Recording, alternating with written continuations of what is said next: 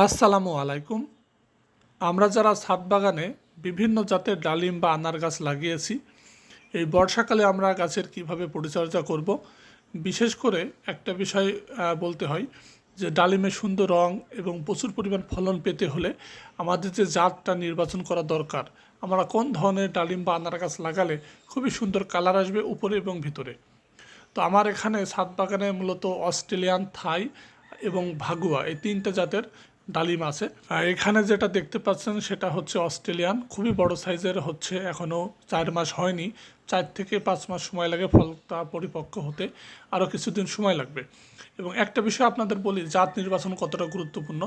আমার হাতে একটি ফল দেখতে পাচ্ছেন, এটা বৃষ্টির কারণে গাছের সুতা বাদ দিয়ে যে ভেঙে পড়ে গিয়েছে। তো এই ফলটা খুবই ছোট। এই ফলটা মোটামুটি 10 থেকে 15 গ্রাম মতো হয়তো ওজন হতে পারে, কম বেশি হবে। তো এই ফলটা আমি আপনাদের কেটে ভেঙে দেখাবো এর ভিতরে কী অবস্থা।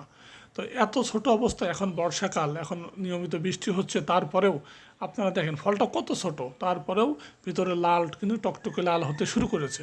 এবং নর্মালি যে জাতগুলো নার্সারিতে পাওয়া যায় বীজের গাছ, সেটা অনেক বড় হওয়ার পরে ভিতরে সাদা হয়ে থাকে, বীজ শক্ত হয়ে থাকে। তো আমি এই ফল কয়েকটা খেয়েছি, ভিতরে এই হাতে যেটা আছে বিচিগুলো নরম এবং মিষ্টতা আসতে শুরু করে।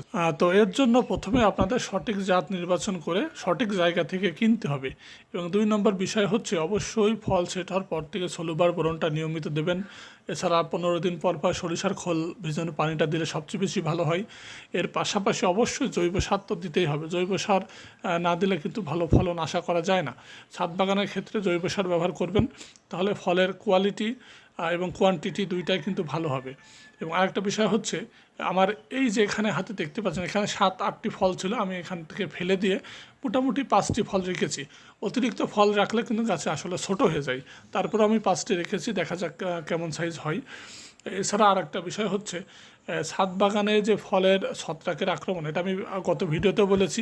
ছত্রাকের আক্রমণ প্রতিহত করার জন্য 7 দিন পর পর যদি ছত্রাকনাশক স্প্রে করতে পারেন, গ্রুপ বা কোম্পানি পরিবর্তন করে করে, তাহলে কিন্তু এই সমস্যার সমাধান হয়ে যাবে।